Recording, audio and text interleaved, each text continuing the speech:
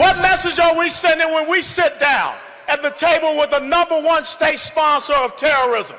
What message are we sending when we sit down with a country that is holding 4 Americans hostage? The United States of America does not surrender to a bunch of black-robed, crazed clerics that want to see us destroyed.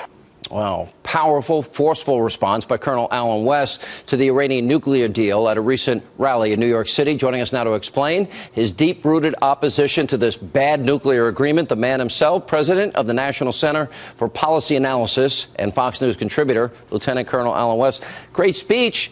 #1 state sponsor of terror. They get $150 billion. They get to build ICBMs, spin their centrifuges, get conventional weapons, and declare that we're Satan and they're going to wipe Israel off the map. What did we get? Tell me one thing we got.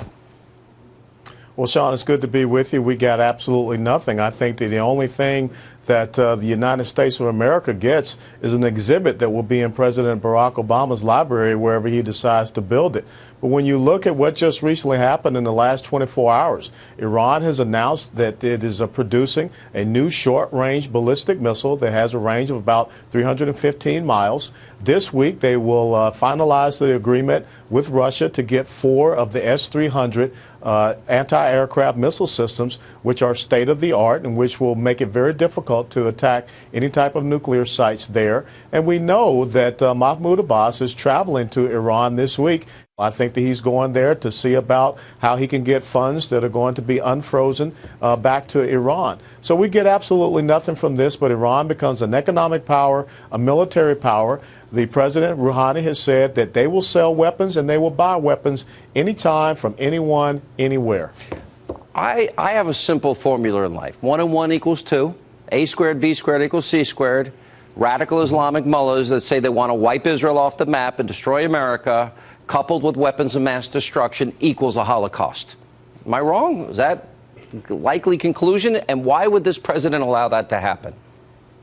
Well, you're very correct. And if you're a student of history, you can go back to 1936 to about 1939, and you can see what happened when the Western powers said that they were reticent about avoiding war. And they sat back and they allowed Nazi Germany to become an economic power and a military power. Adolf Hitler took the Rhineland without firing a shot, a very industrial area. Then Adolf Hitler demanded the Sudetenland, and he was given that because he said he wanted to protect ethnic Germans. And then he went and took Czechoslovakia.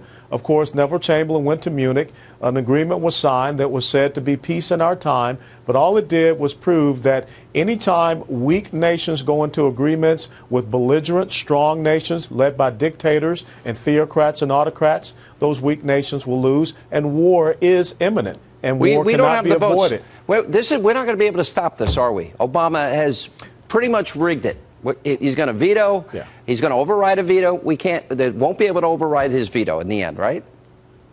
Well, we should have allowed this to be treated as a treaty and not as an executive agreement. And therefore, the onus would have been on President Obama to achieve 2/3 in the Senate for that to be ratified. But now all he has to do is get 1/3 plus 1, which comes out to be 34 senators. And I believe right now he's at 27.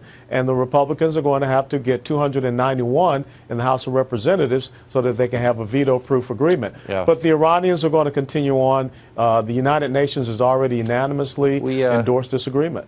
All right, Colonel, thank you for your outspokenness on this.